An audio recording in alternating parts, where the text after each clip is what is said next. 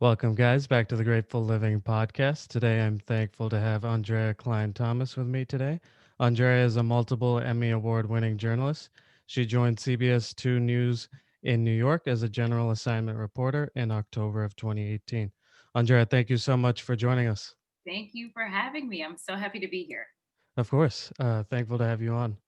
So, take us back to the beginning, where you grew up, what type of kid you were, maybe your family situation, things like that.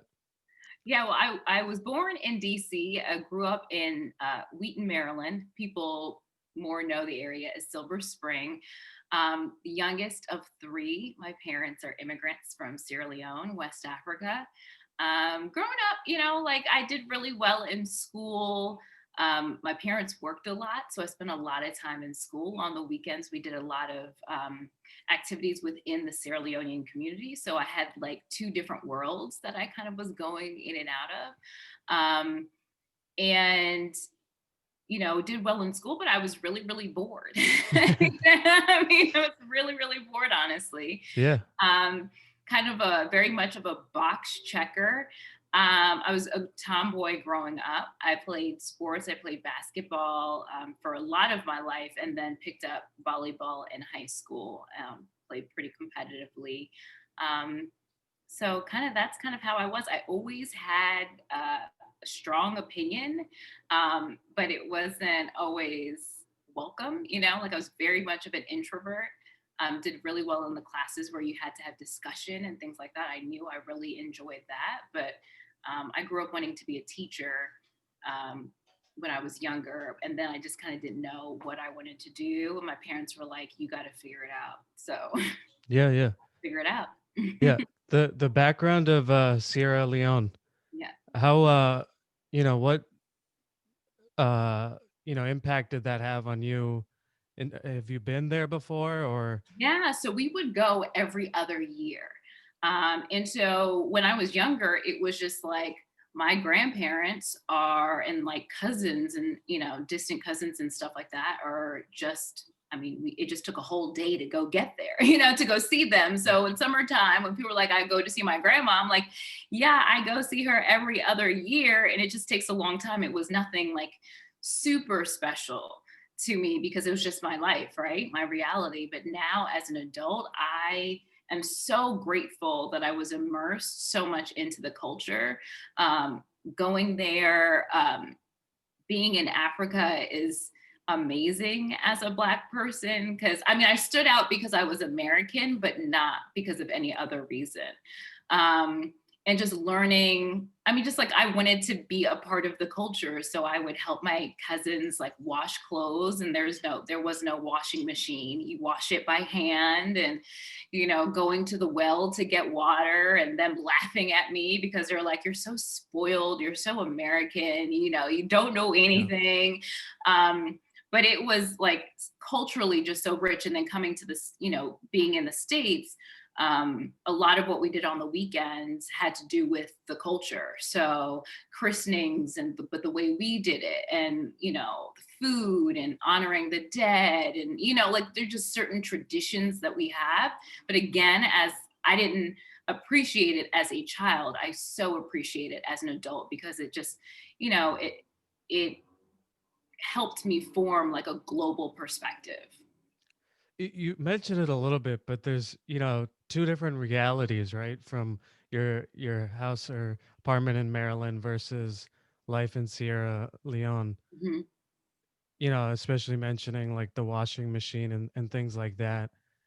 What impact does that have on you as a kid? Were you just did that make you more grateful of your situation in the US, or do you remember what kind of effect that had on you seeing the differences?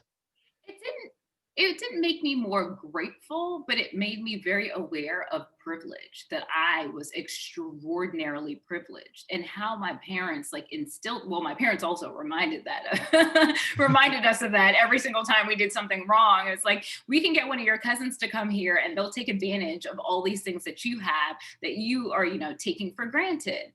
So they instilled that in us. And so it made me aware of my deep privilege, which is really interesting, right? Like as a Black American, but also I have this privilege because I am an American. And also they instilled with me a sense of responsibility, like a huge sense of responsibility. I am responsible. And that's part of the culture too, is that your family name is not just you in isolation. Like you are responsible for everybody, in terms of one, if you have, no matter how little you think you have, you always have something to give.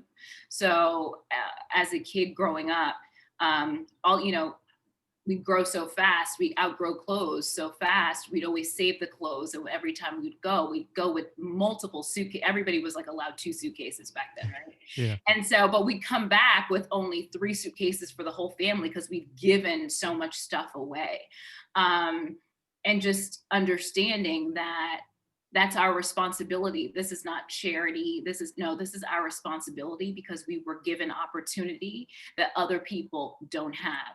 So that just has followed me for my whole life, because it was just instilled in me in such a young age. So it wasn't saying grateful, like, oh, wow, I have this and you don't. It's like a responsibility. So, oh, I have this. So what am I going to do with it to help somebody who doesn't have it? Yeah.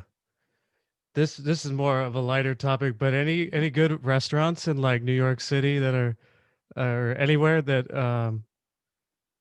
Has zero Sierra limit food? yeah, Sierra No, Leone. Yeah. I wouldn't even go to a restaurant. My mom's like the best cook ever.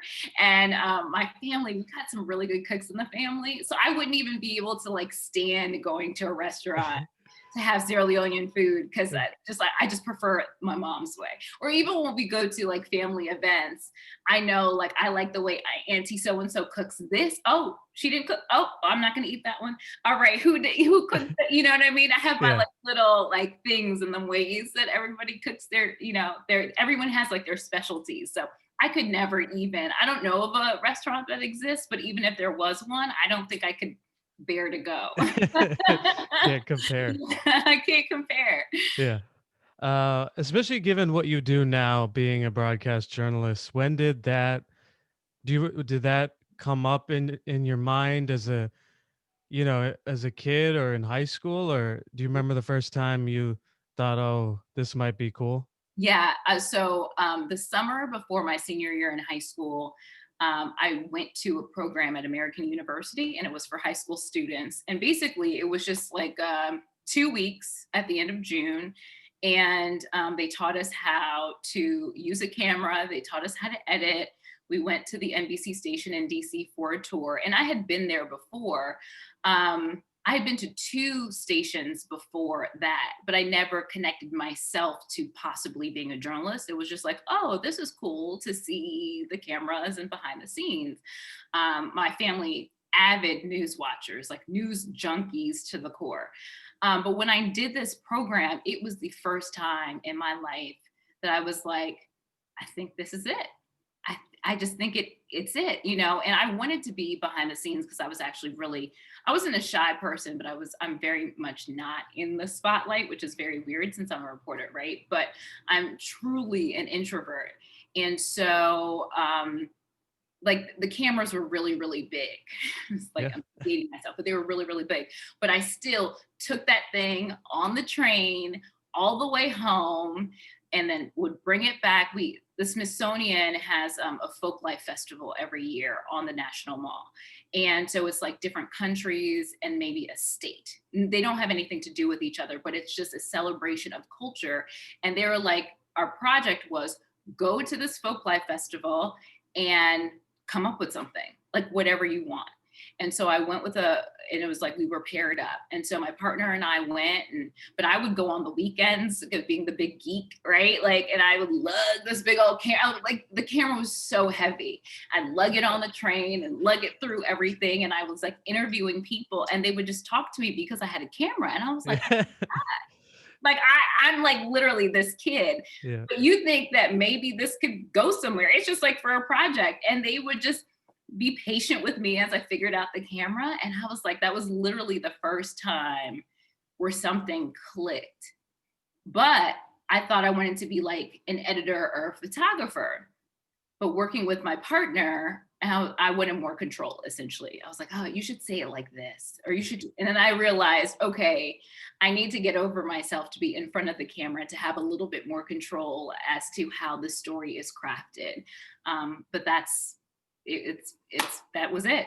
That was Wow. like the moment. And then I was like, okay, I'm going to pursue it. I have no idea how to do this. I have no connections really, but we're just going to figure it out. Yeah. And so, senior year, ultimately you committed to Boston College. Do you want to talk about that process, and were you close to any other colleges? So BC, I went because it's I'm gonna make this story short because it's kind of long, but it was like, so that summer after I did that, I was like, okay, communications, that should be my major, right? Like that's Yeah. all I knew, right? I didn't even think journalism. I was just like communications. So I just went US News and World Report and like top 50. My parents were like, you need to go to a good school. I'm like, okay.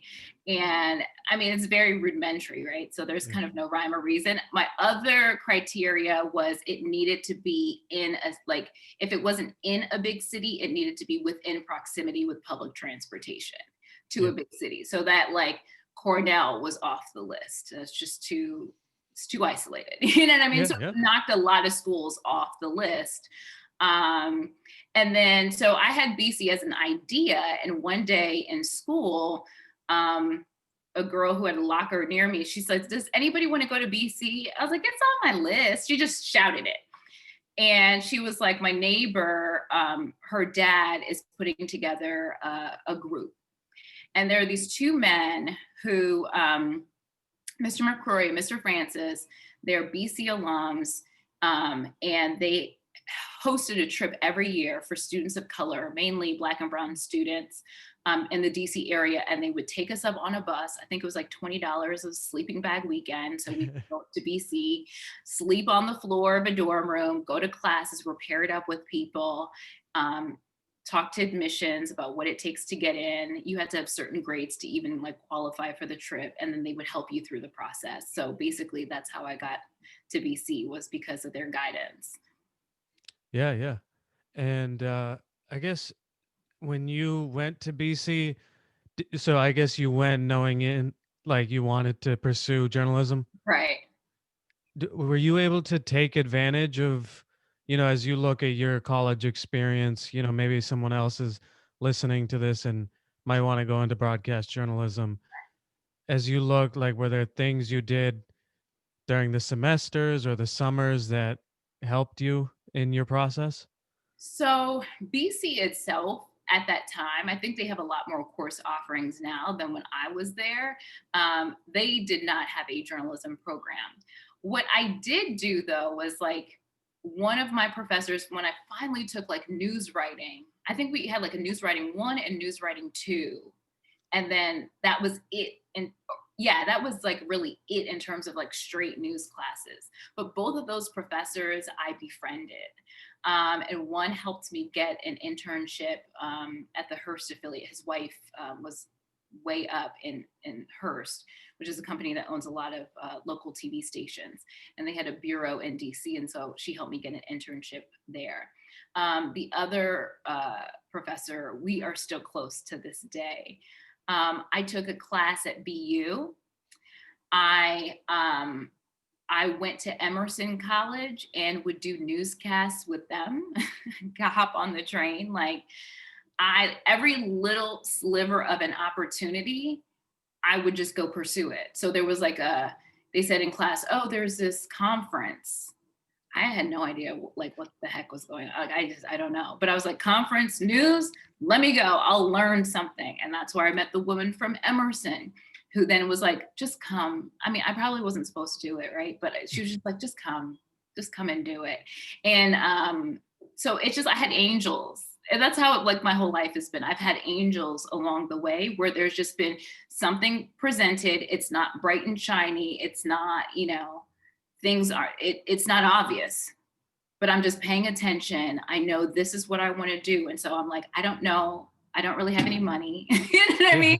Yeah. I don't have any money. I'm a broke college student. My parents aren't going to like give me all kinds of money when I'm there. Like that's just not the situation I had.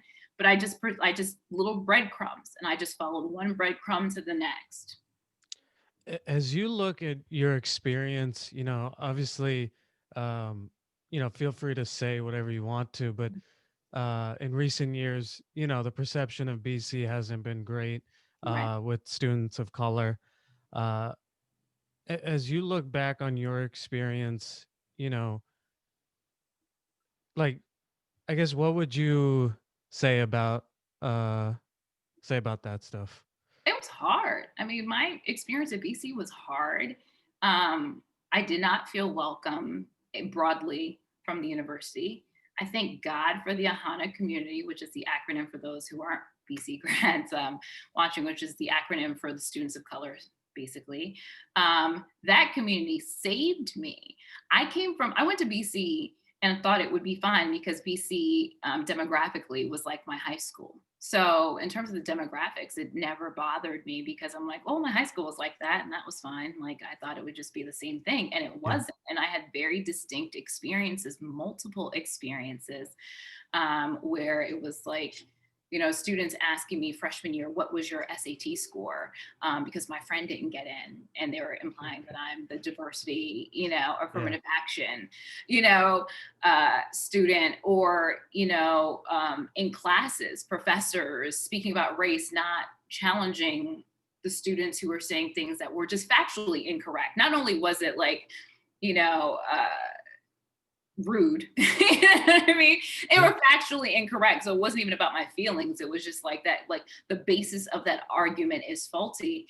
And then turning to the two, students of color and saying, well, what do you guys think? And we're like, well, we think we don't want to participate in this discussion. And, putting us, I didn't have the language at the time. But what I did do because of that is I became a Black Studies minor, because the thing that's like really interesting about me is that my parents are African. So I didn't have the basis of African American history, which is American history, but I didn't have that basis. My schools never taught it. My parents weren't going to teach it because that wasn't their history. So I really was like, it can't just be this. Like, we can't just talk about Martin Luther King from when I'm in kindergarten to college. Like, there has to be something else. And so I had a few extra classes I could take. And then I would always take the classes that would provide some sort of like diversity or try to find the Black professors. There were not many, and take their classes. But so in terms of, so I ended up becoming a Black Studies minor, which was empowering to me. But in terms of like where BC is, I just hope that they're doing more and recognizing um, the experience that students of color have on their campus in a way that they're able to receive it and then correct it. Because it's not, I'm not alone by any stretch of the imagination. I'm not alone. Yeah. Yeah. After BC, you went on to do a master's at the University of Maryland. Yeah, Do you want to talk about that decision? Was that something you were trying to get a no. full-time job, or Oh and yeah, then or you're like, what was the it was begrudgingly. So okay? I graduated, and so everybody started talking about like, I'm going to grad school, and I'm like, huh? Like, oh, I just was like focused on graduating. Like, I Yeah. had no plans. I had Yeah. no job. I hadn't applied for not one job. I thought you graduate and then you figure it out. And all these people had all these grand plans. They're spending their senior year figuring this stuff out. And I was like, it was literally a week before graduation. I go, oh, I'm not quite sure like what I'm gonna do when I go home. So Yeah. I went home and I worked for a temp agency, and then I was trying to get like jobs.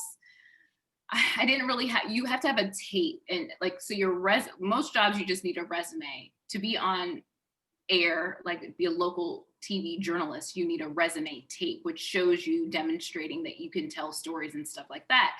I had some stuff through internships, but I didn't have it like put together.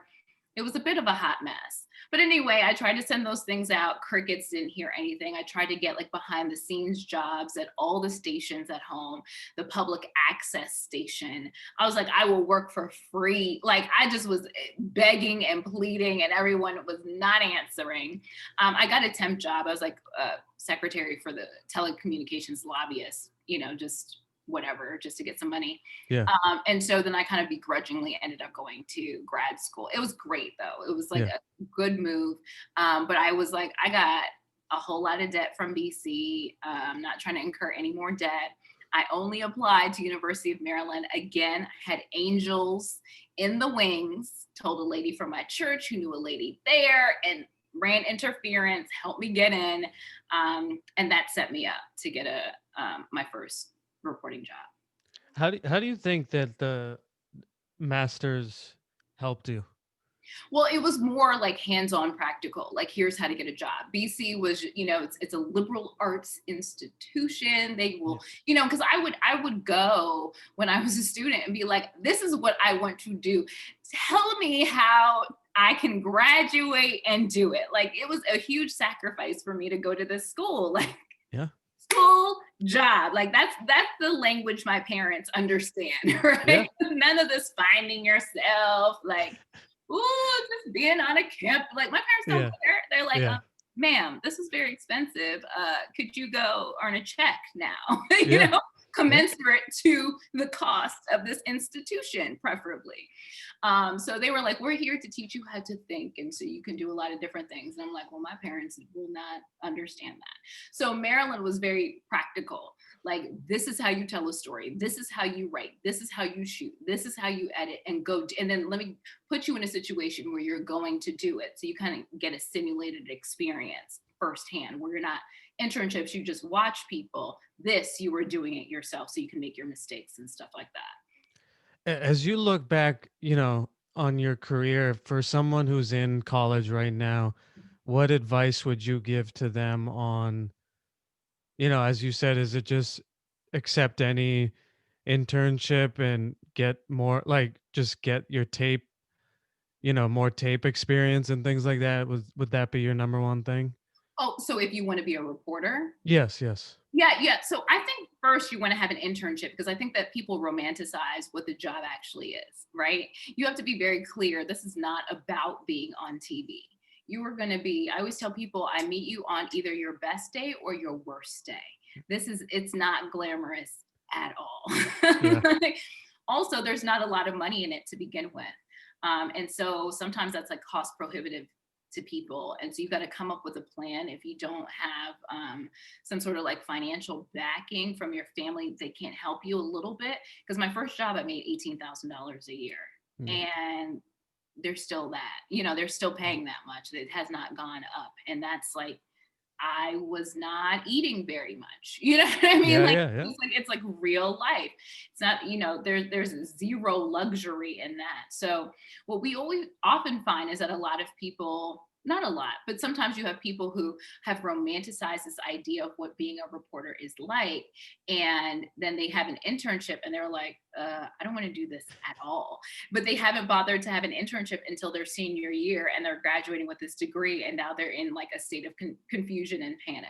So Yeah. I'd say first, get an internship to see what it actually is like on the ground in your like your sophomore year, summer after your sophomore year, as soon as possible. And if it is what you want to do, if you want to be a reporter, go and be a reporter. Professors will tell you, oh, maybe you should do this and this tangential thing. And yes, you can get in all these tangential ways. But if this is what you want to do, at least you owe it to yourself to pursue that thing as that thing. If you got to go left or go right, then that's fine, but at least pursue it wholeheartedly. So, yes, the requirements are you need a resume tape that shows, there's like, if you look on YouTube, you can like search demo reel or even reporter resume tape, and you can see there's a whole format and everything like that. But I think that's just what you should do. And it sounds like networking was a big recommendation too in terms of going to conferences. Yeah, it's all about networking. It's all about networking because the truth of the matter is there is one job and there are hundreds of people who want it. And so how are you going to make yourself stand out? So my first job, so to get my first job, for instance, I went to University of Maryland, great journalism school, sent out 4 tapes a week for 2 months, maybe. Um, Heard nothing. And then I decided, okay, well, my friends from BC actually were going to be in Atlanta, like a number of people. Some people lived there, some people were just going to be there for the weekend, but there was just this one weekend where a number of my good friends were going to be in town. I was like, well, let me come on down. And so in the small markets around, I emailed news directors and I told them I was going to be in town. I didn't tell them I was going to be in Atlanta. I told them that I was going to be in their little small town. Lies. I wasn't, but I can make it happen. One person answered me and said, yeah, because I was like, can I just have 10 minutes of your time? Because what I knew was that whatever my tape lacked, I could make up for it in person. Like if you get me in front of this person, that I could sell it, you know? Yeah, yeah. And so then he said, yes, he would meet with me. I flew down to Atlanta, rented a little car, drove myself down to Macon, Georgia, and that's where I got my first job. Yeah, wow, that's incredible. A Yeah. good work ethic and good good idea, honestly. And I Yeah. talked to a young woman recently who she wants to be a reporter, but because things didn't like, I applied for a job and I didn't hear anything. And so then I thought I had to do something else because I had to make money. And I was just like, I get it, right? I was working at a doctor's office during that time when I graduated. So I'm like, now I have 2 degrees and I'm working, at a doctor's office, which is fine, but that's not what I wanted to do. Um, but I always tell myself, and it's still my like mantra, like, I will not disqualify myself. I have to, at the very least, try everything. I got to throw the kitchen sink at it. And if it does not work, okay. But I know that I have tried everything. I have not disqualified myself. So I think that you owe it to your dreams to throw everything at it. And it's going to be sometimes absolutely ridiculous. And Yeah. sometimes you have to pay for it. Um, and that's what I did. I paid for myself to get down there. I paid for myself to get down to Macon, Georgia for a job that would only pay me $18,000 a year. It makes Yeah. 0 sense. Yeah, yeah, two yeah. degrees and student loans. You know what I Yeah, mean? yeah. It makes no sense. But that's what I had to do to like get my foot in the door. Yeah. No, that's a good story for all the, maybe young college graduates to hear, to Yeah. network and put themselves out there. Yeah. So, that was your first job after University of Maryland was Georgia. Yep. Yeah, talk to us about how that maybe helped your process, what you took out of it, and then what you did afterwards. So it was great. In the moment, it was the hardest thing ever, kind of in the moment. I did not know. I went to the South because I had never been to the South, really. I'd been to Houston to visit cousins, but I had never really been out and about in the South. And I was like, Boston was really cold. I don't like the cold. So let me go down South now. I mean, these aren't like, mind blowing rationales. I keep it very Yeah. simple. But it was a whole different world. I couldn't speak to people on the phone when I first went there because their accents were so thick. I had no idea what they were saying to me. People waved in cars, people stopped and spoke to you. And I was like, I don't know you. Why are you talking to me, stranger? You know what I mean? I didn't understand any of it, right? Any Yeah. of it. So it was really wonderful to open my eyes to another way of being. And I think you have to, in journalism, it hopefully teaches you, not everybody, hopefully, if you allow it to, that you don't always have to, you don't go in with a preconceived notion. Like you've got to let people be who they are. And then kind of go from there. So I didn't go to Macon hoping that it was the DC area. It Yeah. made me appreciate home a whole lot more. But I also appreciated Macon during my time there because it was something so completely different. And I think, especially now when we have such a divisive rhetoric and there's so many divisions across our country, it's because people just don't understand each other. Right. Some things are absolutely ridiculous and they're all the isms that could ever exist. Yep. Right. Yeah. But I think that from like a basic standpoint, with all the places that I've lived, um, people generally want the same things, you know? Um, and so I would go into somebody's house because I was on TV. They would offer me sweet tea. They had completely different views than I would ever have. I would never speak to them under normal circumstances, but we were able to talk about different things, you know, whatever the story was. And that's a gift that I think that journalism has given me that I wish a lot more people were privy to. Because Brene Brown says you can't hate people up close. And a lot of times you find people with the strongest opinions about somebody else, you know, demonizing other people, are the very people they know nothing about. So yeah, no, it was great. It taught me about work ethic. It taught me about my faith. And it taught me also about being marginalized, you know, and how I'm going to have to be strategic in my career, and how the whole idea of, oh, just work hard and you'll get what you want is crap. Yeah. It's not Yeah. true, Yeah. you know? And so you have to be strategic and, you know, just navigating not just office politics, but industry things, and the constructs of how an industry is set up and how to navigate it so that you can get what it is that you want. Yeah. From there, you went to North Carolina. Yep, went to Charlotte What was the reasoning for that move? because I needed a job. Yeah. I actually left Macon without a job and moved back home. And this was during the recession of Oh, 2008. yeah. And so I left Macon, and then, like, you know, like everything crashed. Yeah. Industry imploded. So it's a lot of, you know, kind of what we're feeling now. And so I went and I got my old job back, and I was scheduling surgeries at the orthopedic surgeon's office. Yeah. And I was making more money doing that, not even full time, than I was, you know, sweating and making overtime in Macon. So I just had to really regroup. And that really showed me that I really wanted this, because I could have had a much easier life. Just get another job in DC, get like a PR job, and make tons more money, and it would just be so much easier. But I really, again, did not have this, I couldn't shake it, right? Like I couldn't get it out of my system. And so I had to do another one of those things, and this time it was a even bigger trip of like sending out tapes, not hearing anything back. I had gone to conferences, I had networked, but you know, places were firing people, not hiring people at that time. So I went on a road trip, and I blocked out a doctor that I was scheduling surgeries for was like out for 1 week, and he was like the busiest doctor. So I was like, okay, the week he's out, I'm going to take that week and be out myself too. And then I again emailed news directors from all over and had this road trip. So I flew from DC to Buffalo for an interview.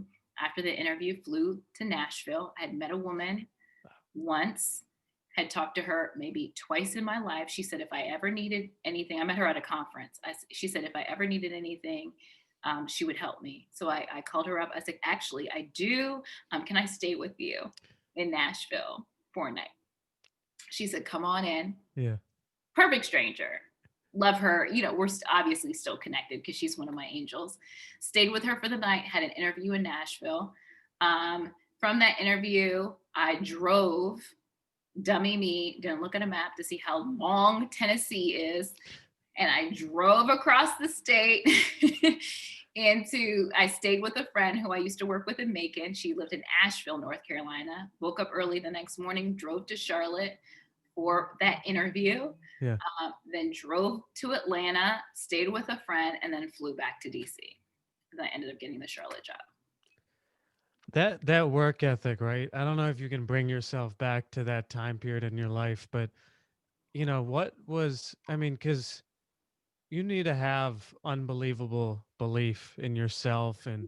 and of your dream of doing this and moving up or whatever, moving forward, um through getting experiences. You know, can you like talk about that? Like what Why just are was you it? so crazy? No, it's just it's good. It's good. Yeah, no, I think it's just being naive is really great. I think youth is amazing, but my parents told me I could be anything that I wanted to be, and I believed them. And I did what they told me I was supposed to do. I got good grades. I was trying my best. I put forth great effort. Like I did the things that I was told I'm supposed to do to be successful. Like I didn't anticipate the struggle, that it would take. But I also, if anything, you're right. Like I have always believed, even if it isn't in my current um, areas of expertise. Like, even if it was like, I can't do this job right now, but I know if I can get in this room, I'm going to kill it.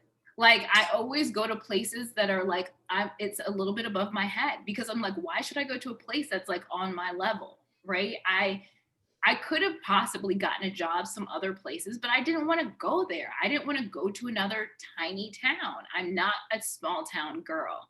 This is what I want. And again, I'm going to do everything because that was like the last ditch effort for me. I lost track of how many tapes I sent out. And at that point, I had an agent who was kind of like more like a coach at that time, but he was sending out stuff as well. Um, and I was going back to the University of Maryland to retool my tape and stuff like that. But that taught me that it is all about relationships and that I would always be looking for a job, whether I had one or not. You know what I mean? Yeah, Like, yeah. oh, I It's a must, life. I was like, I told myself, I will never be in a position where I am like begging for a job ever again. I didn't like the way it felt. I didn't like the posture. It doesn't give you a leg up when you're trying to negotiate. You know what I mean? Because you just need it so damn desperately. And so that changed my approach while I had the job. I always thought about, okay, what's next? What's next? What's next? But um, I needed to do more to cultivate relationships. But again, I'm not starting with, my family having this title and having this whole network. I'm literally creating this from scratch. I literally have an idea of how far maybe I might be able to go. And I'm just trying to do the best that I can with the small resources, like multiply these small resources that I have and make it something else. But yes, you're right. I've always had an innate belief in, if I say I can do it, even if I can't do it, I'm at least going to try. I owe that to myself. Do you do you think you were ever close to giving up? No, I cried a lot. Okay. No, I no, I was cried just a lot. Ooh, yeah, I cried a lot. Like, am I crazy? I asked myself I was crazy, but I just couldn't shake it. yeah. Because I'm like, well, what else would I want to do? And I'm like, I don't know. I mean, I can do a lot of things. There are a lot of things that I can do. There are a lot of things I could do really well. And because it's just like my innate personality. If I was going to be a teacher, I would be the teacher of the year. You know what I mean? Like, Yeah, yeah. that's how I operate. And so Oprah always says that, and so I never considered it at that point. There was actually, there was a point where I was just like, I don't know if I want to do this anymore, but not because I felt like I couldn't do it. I felt like this industry was starting to take a whole toll Total, yeah. on me. And I was just like, is it worth it for the things that it costs? Like, the cost seemed so high, the cost to my mental health, the cost to me being away from family, the cost of, you know, working holidays and stuff like that. Like, is that it? now is the cost too high after all of these years? I did have those thoughts, but me just quitting because it was hard, no. No, that's awesome. Yeah. And so, I guess what was, in North Carolina, I guess what did you take out of that, and where did you move forward from there?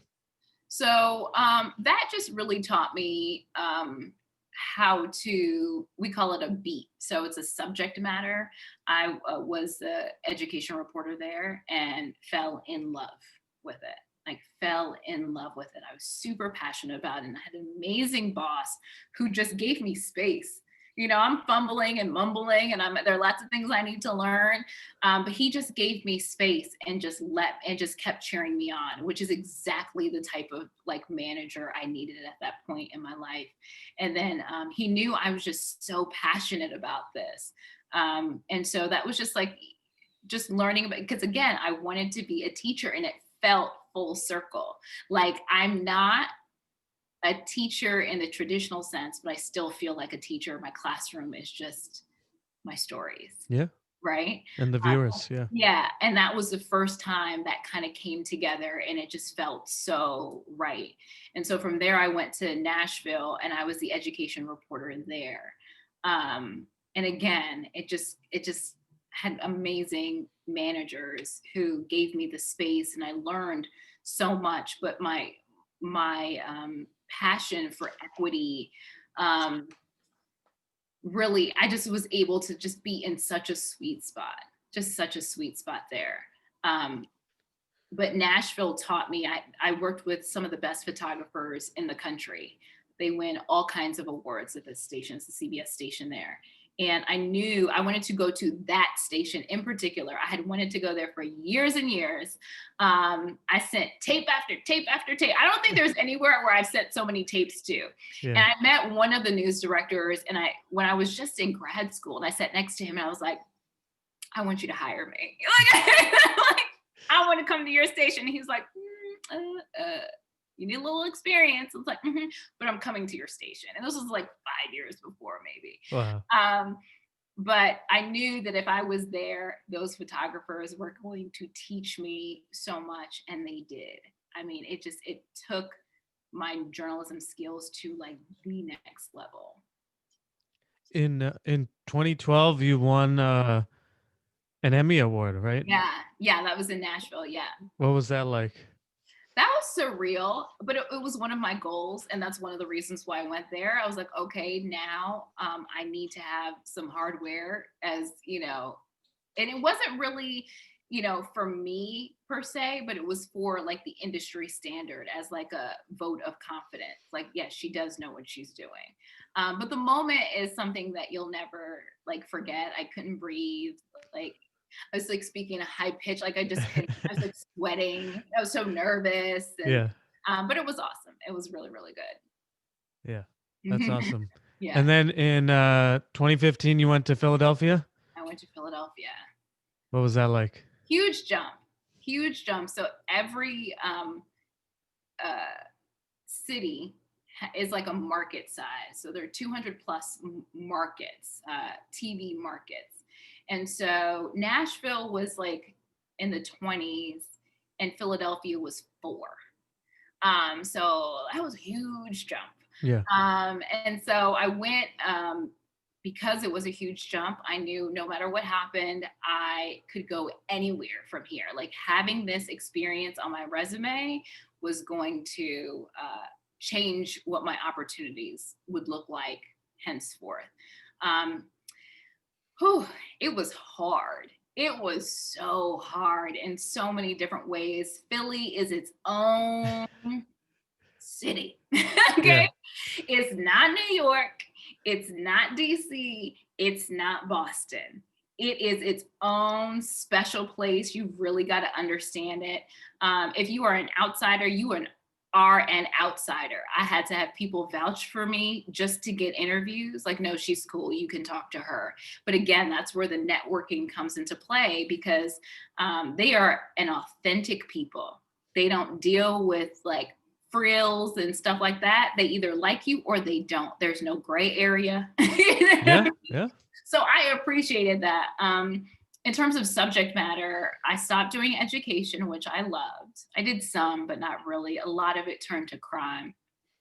Did a lot of crime stories of young men, especially dying because of gun violence. yeah. Emotionally, that was brutal, brutal. Emotionally, definitely not prepared for that. But it was boot camp.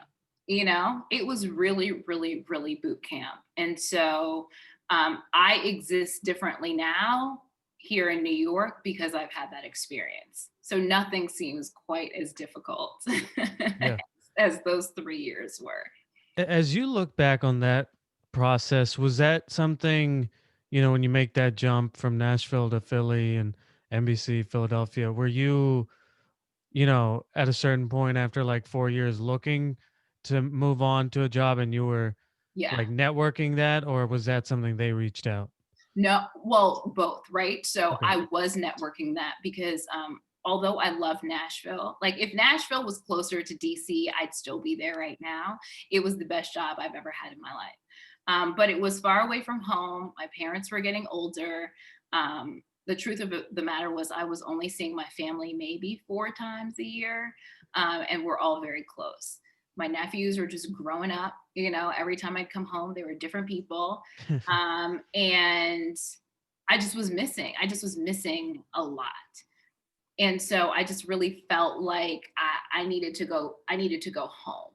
I needed to go closer to home. My goal had always been to go to DC. Like that's what I wanted to do. Like go home, get a job at the NBC station, and live happily ever after. Like those were my goals. That was it. Like Yeah. from weekend, it was work your way up to go to DC, go to this station, and then I literally had no plans after that. Like that was it. Yeah. Yeah. Done. Yeah. It didn't happen like that. I thought the Philly job would be close enough because it was so close, right? Like I saw my family so much. My family was like, wow, like we didn't realize how much we never saw you before, Yeah. would come up or, like I had to still work Thanksgiving, but I had Thanksgiving at my place in Philly. So everybody came up to my place. And so it was like I still had dinner, although I had to work during the day, or we had lunch if I had to work at night, like Yeah. made it work. So that's why I went. But in terms of how I got that job, after the whole Charlotte situation, as I said I said I never want to be in that position ever again. I started going hard, and years before I even knew, even before I was ready, I started making contact with news directors in different places because of the conferences that I was going to, and I stayed in touch because people are happy to stay in touch with you when you're not asking them for anything. So the whole idea was for me to, establish some sort of relationship prior to actually needing it. And so then my boss in Philly ended up reaching out to me, asking me if I was going to this conference. I wasn't that year, but I had a tape, and I was like, "But here's my tape." He flew me out, had the interview, got the job on the spot, and moved a few weeks later. Yeah. Yeah. So And there you won, another Emmy Award, and you were actually the 2017 Broadcast Journalist of the Year from the yeah, Philadelphia Association of Black Journalists. So yeah. talk about those experiences and what you were covering. So for the Emmy, it was there was a prison standoff in Delaware, where a prison guard was actually killed, and it was like that tense situation. And so it was team coverage. That was really great in terms of like our coverage, um, and it was nice to be recognized. But again, very, very sad story. The Philadelphia Association of Black Journalists Award was probably the highlight in terms of awards are to go, the highlight of my career. It was like the most magical night. I know everybody gets like really like amped up for like the Emmys and stuff like that, but there's just something really special about your peers in the business who are also Black recognizing your work because they understand like the duress of it all, right? Yeah. How difficult it is. It was a really special night because it's an annual event. Um, and I don't even know, my coworker nominated me for it. Like I don't even really fully know the process, but you have to like give speeches. It's like a wonderful night. I was being honored alongside like some of my like close friends whose work I really admire so much. I was feeling like a total imposter. I was like, oh my God, this is, I don't feel like I deserve it, quite Yeah. frankly. So I had super imposter syndrome through it. It was like a lot, but it was like the most magical night, and just it was just like wonderful. It was really wonderful, and it just also put fuel in my tank because at that point I was just really in a just my mind frame wasn't great. I questioned my abilities. I was questioning if I like, can I do this? Am I really good at this? Has this all been for nothing? Like I was questioning everything, all the decisions that I had ever made in my career, and was it worth it? Because I was having just a really difficult time. So again, when I say all these breadcrumbs, like I have like a very strong faith, and so I really feel like, you know, God gives you what you need in the moment, right? You might not have what you need for 10 years from now, but you do have what you need for the moment.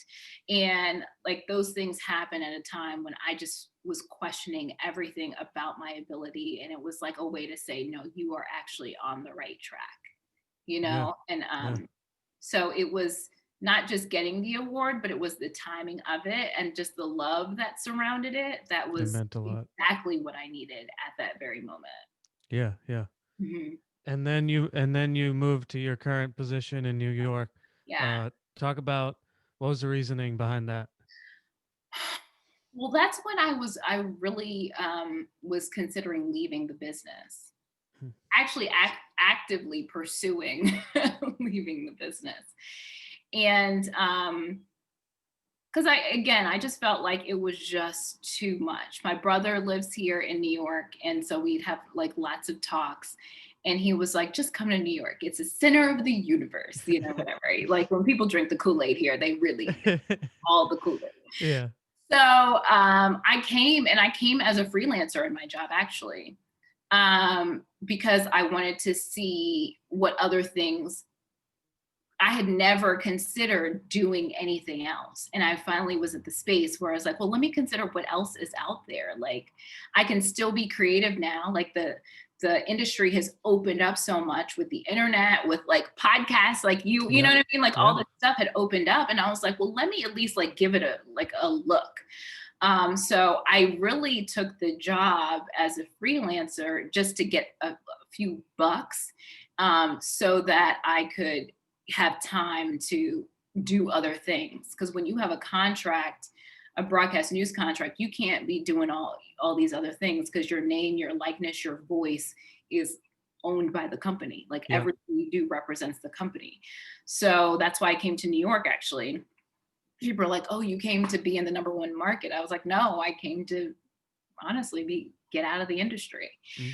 Um, but one thing happened after another. It was supposed to only be 2 or 3 days a week freelancing, and I was supposed to be writing for this digital platform as well.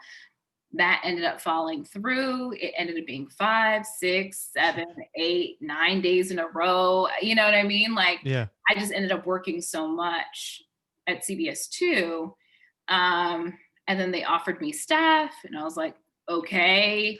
And then I started getting a lot more opportunities here. And I think that in this year, I have found my voice. It's like that very thing that I was missing or I knew was missing. And it just kind of happened. You know, like this was a job where I applied to the portal. Like applying to like a portal for like not just CBS, for anywhere, for like local news is like a black hole. Yeah. You don't think anybody's actually like paying attention to like Yeah. for on air people because so many people want this job, right? Like, but I did. And then I actually had a friend, again, your network. I had a friend who worked here, and Mm. I just was like, text her, like, hey, girl, saw an opening, just applied.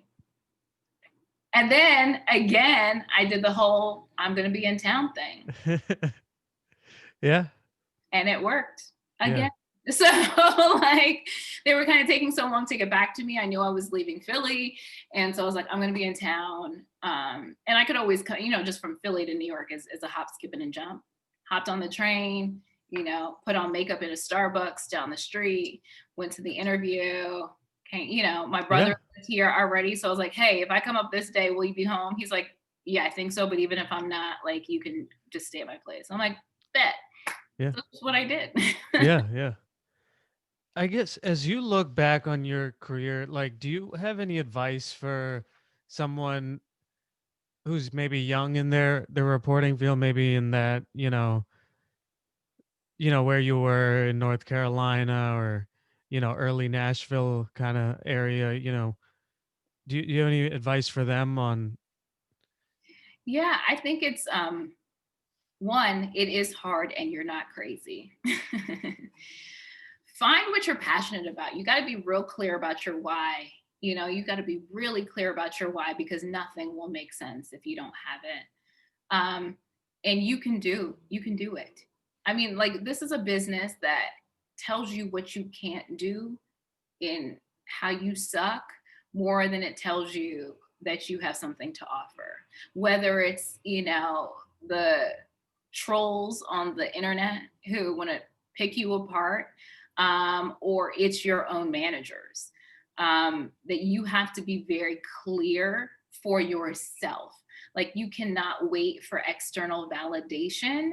Like, that's the delayed part, like, so like winning awards, it's great, but that didn't make me good, like, that was just a byproduct of it that happened to happen, but it wasn't like what I was waiting for to see if I like knew what I was doing. I mean, certain things come at a great time where you're like, okay, it's confirmation, but you really have to know for yourself why you're doing it. And it can't be about you. Like, who, instead of saying what job you want, this is a big shift that happened in my life.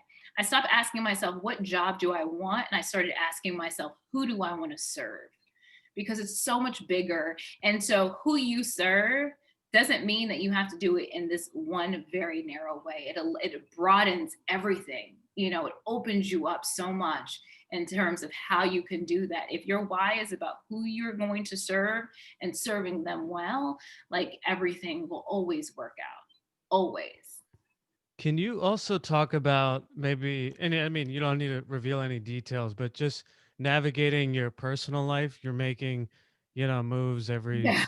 2, 4, years, and you're going from, Georgia, North Carolina, Tennessee, Philadelphia. Like, you're, uh, not always geographically in the same area.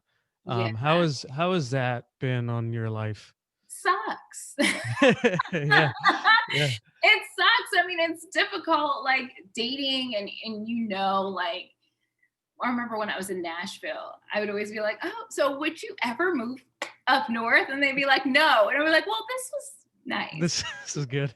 Yeah, this is nice. Thank you very much. I'm not staying here." Like, like, Yeah, I know I'm not staying here.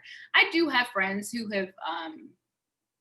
have gotten married, like, during all these moves, and their spouses have been like troopers about it. But you need a person who has a very specific, like, characteristics, and that they're flexible, and they don't want, or not don't want, but they're okay with not having the traditional life of, having dinner made at 6 o'clock, or having Christmas on Christmas Day. Like, yeah, yeah. you just have to be extremely flexible. And so it is difficult to find people because it's not just a career, it's a lifestyle. So that part is difficult. One of the things that's most awesome is that I have friends everywhere.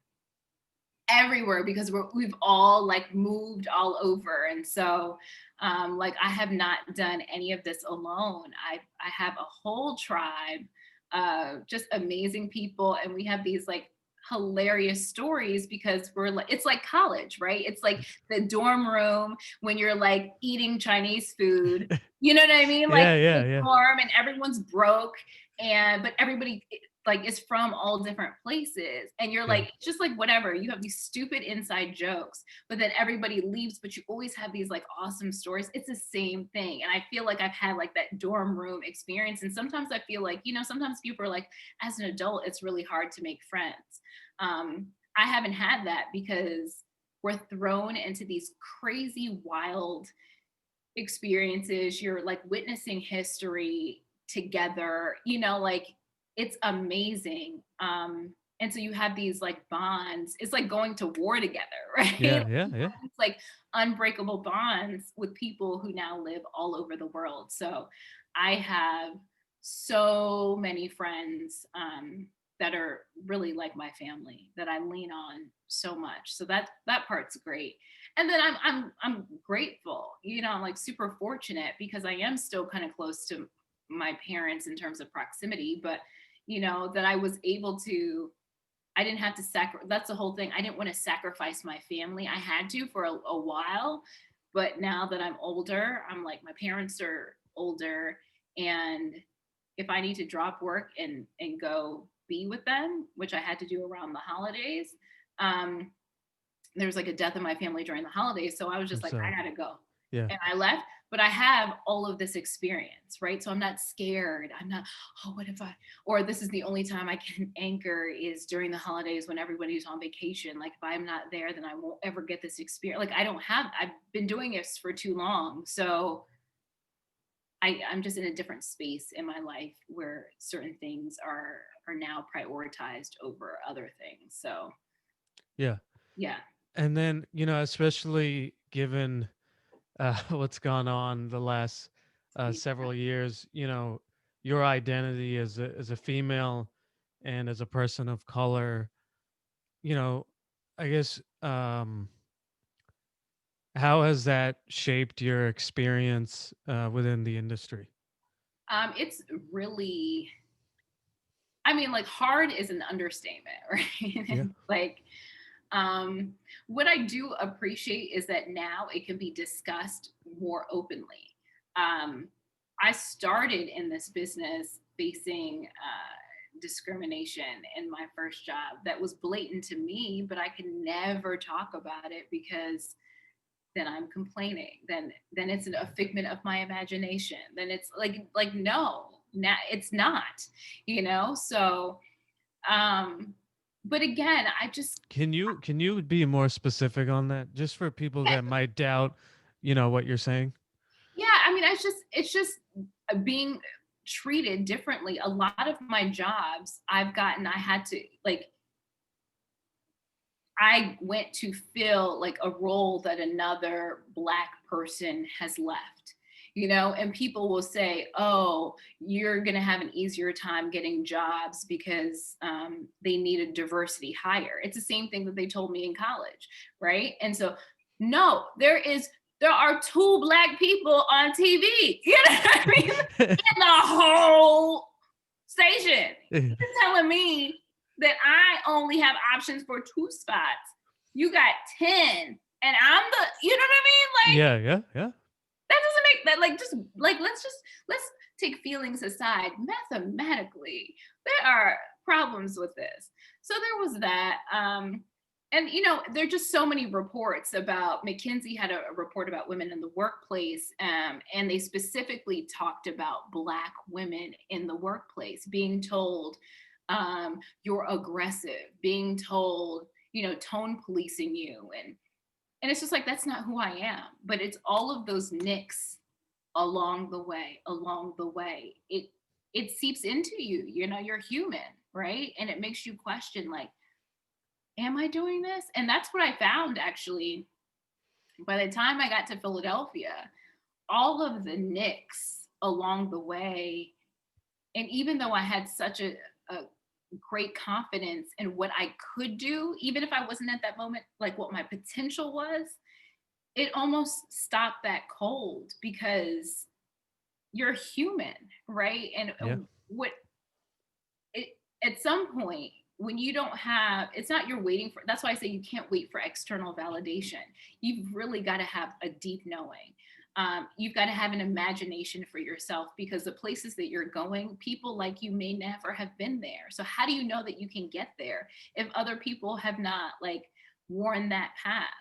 um, how do you know that this is possible if somebody else hasn't done it? And you might have to be that one to do it, you know? So um, it's labor.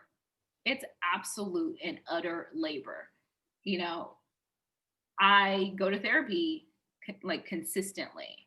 And that's a really, and I don't go to therapy to talk about my childhood. I go to therapy to talk about work and how to navigate being a Black woman in the workplace, period. And it's not because this situation is different than any other situation. I just know that I need this tool in my toolbox to help me navigate it in a healthy way. Um, you know, as a way to take care of myself and not just bear the brunt of this by myself. So um, it's hard, but again, I am beholden to my dreams because I feel like God put them in me for a reason. And so even if I don't want to pursue it, I don't want to let God down, you know, with the gifts that he gave me. So that's just not an option. I'm just going to have to deal with it. And I'm getting tools to make sure that I'm dealing with it in a healthy way. And it's not at the expense of my soul, of my spirit, of my mental health, and of my joy. Yeah. Yeah. No, that's awesome. You know, I, especially given what's gone on the last 4 or 5 years, how hard is it to stay impartial as a reporter? Yeah, it's not hard, because while other people might dispute facts, a fact is still a fact, right?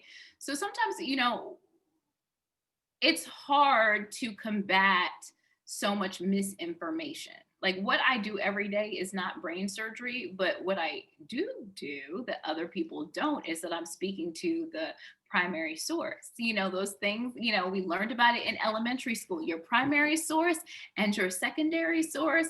Like people are just Googling and they're finding websites, you know, made by people who might be in their pajamas in the basement who put online. Like that is not a primary source. So my goal is never to influence people to feel one way or another. Like that will make you go crazy, right? I'm just here to present what we know right in this moment. This is what we know. So what you do with that information is on you. I'm just here to tell you straight up, this is what we know, and I need to contextualize it. And I think what a lot of things that are missing is that context, because the historical context of it. What has it been like this year versus last year? Is this good or is this bad? You know what I mean? Like, I'm just going to tell you what it is, and then what you do with it is your business. Yeah. Yeah, that's Yeah. all I No, can no. do. Yeah. Yeah. As you, you talked a little bit about establishing relationships being an important part of the business. Any advice on how to keep those genuine? Because I'm sure it's happening to you now too, Yeah. where young reporters are hitting you up and trying to, maintain a relationship, but really there might be something behind that. So I heard it. Lauren Wesley Wilson is the founder of an organization called ColorCom. I went to a conference and she put it this way, and it literally changed the way I considered networking, because it's like a dirty term. People don't like it, it's off putting. She says it's making friends, because you always want to do business with friends. So that's how I always have thought about it, is making friends. It's people who have a shared desire. Um, it's not transactional, you know, it's like, it's not transactional, especially in terms of what can you give to me? What can you give to me? What can you give to me? It's like, how can I help you? Let's talk about this. What are you working on? How can I cheer for you? And I think that the reason why I have such deep, deep relationships, one is that I sought relationships outside of journalism, which has been amazing. Two is because I cheer for people very loudly, actually, and I think that's really really important to do. Um, and being generous.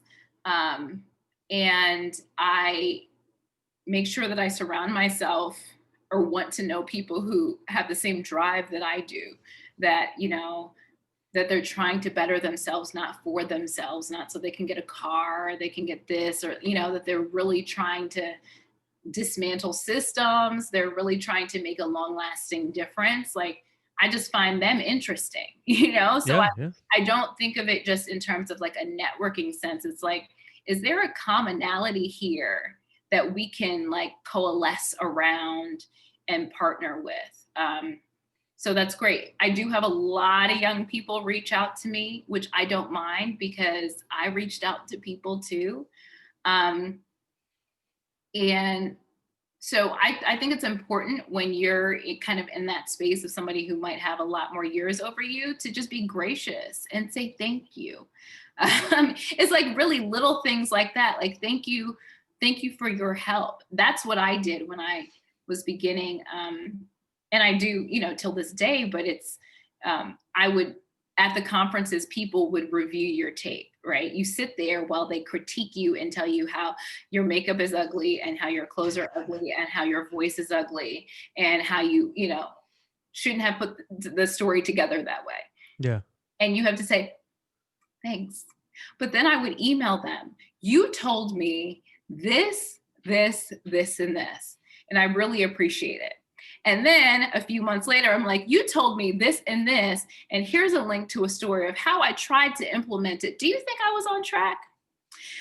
Thank you so much for investing in my future. You know what I mean? I appreciate your time. And sometimes they would reply back and sometimes they wouldn't.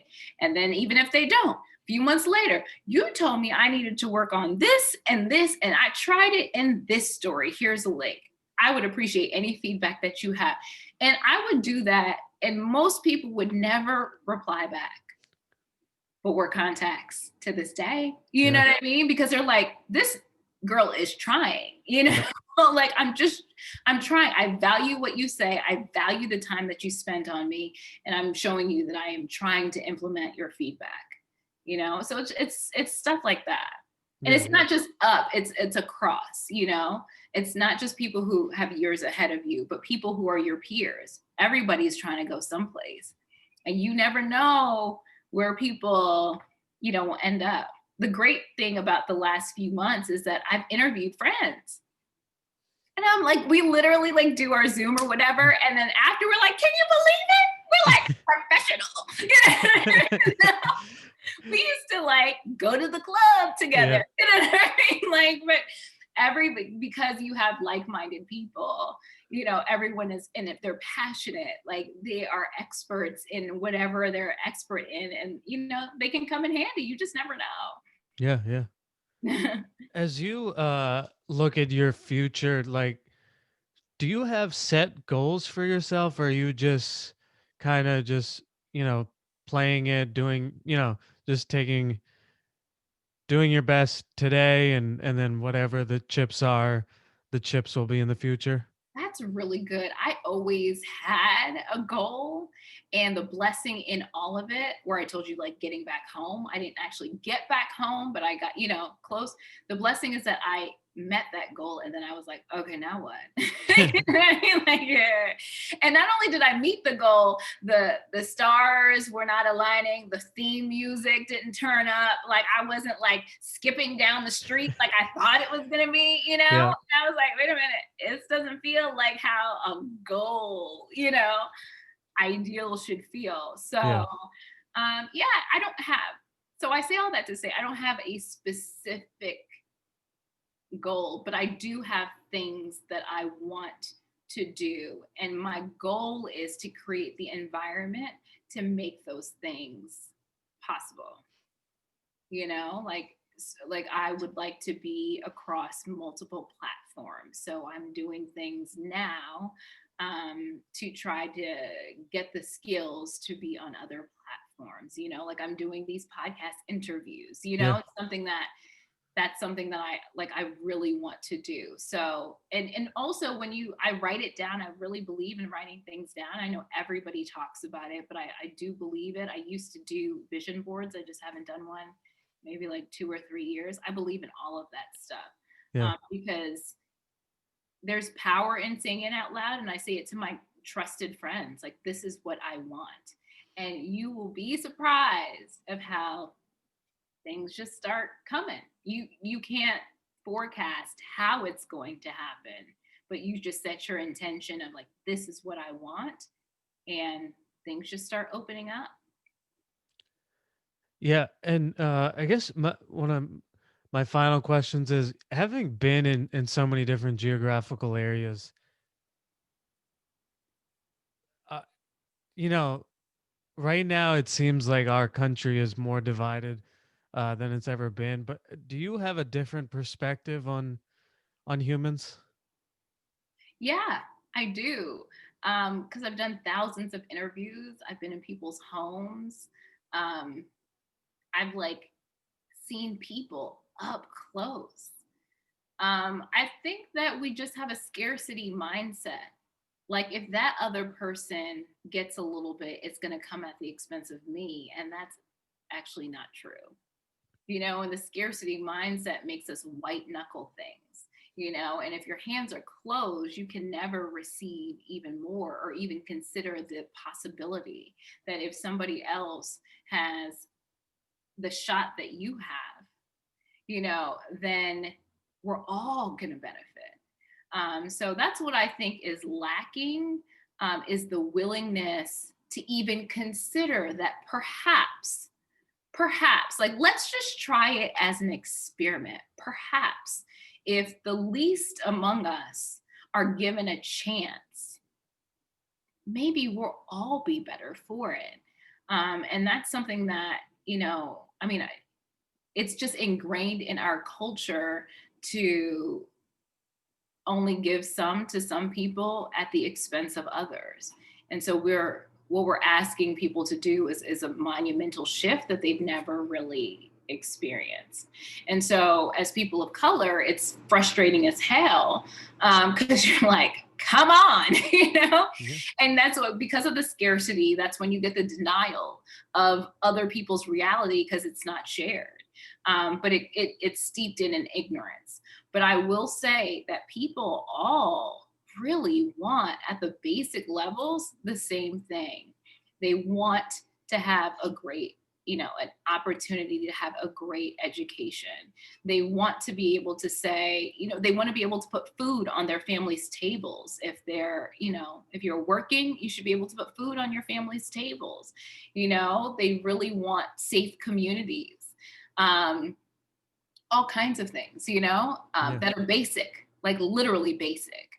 Um, because everybody doesn't want a mansion. When I lived in Macon, Georgia, people were very happy about living in their small town with 2 lights and had no desire to go to Atlanta. They actually hated the idea of that. You know what I Yeah. mean? Yeah. So Yeah. it's like people don't want these grand things. They just want basic access to basic things. And the idea that it comes at the expense of somebody, like, people will have to cede things. They'll have to cede their privilege. They'll have to cede their power. Um, but that there's a return on that if everybody else is doing well. Yeah. Yeah. That's the part that so many people can't see. But I have to be hopeful, or Yeah. else she'll just be mad. And I have been mad a lot over the past year Yeah. or almost year. I have been mad a whole lot because, but I haven't been surprised. I haven't been surprised.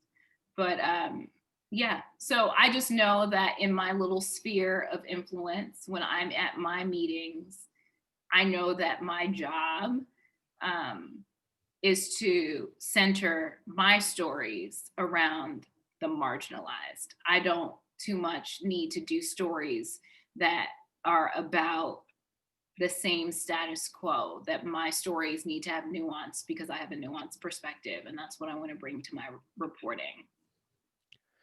And I guess, for you, what's the hardest thing about broadcast journalism? And then, what's the most rewarding part? We'll start with the most rewarding. The most rewarding are all the people that I get to meet.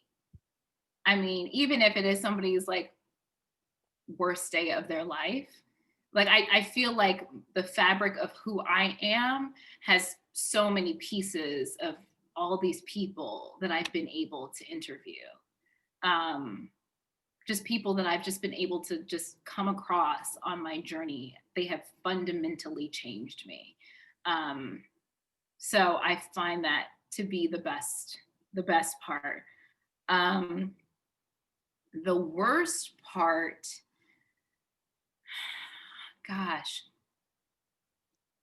the worst part is probably the pressure. I mean, it's just a lot of pressure. And that people feel like they can just say anything to you.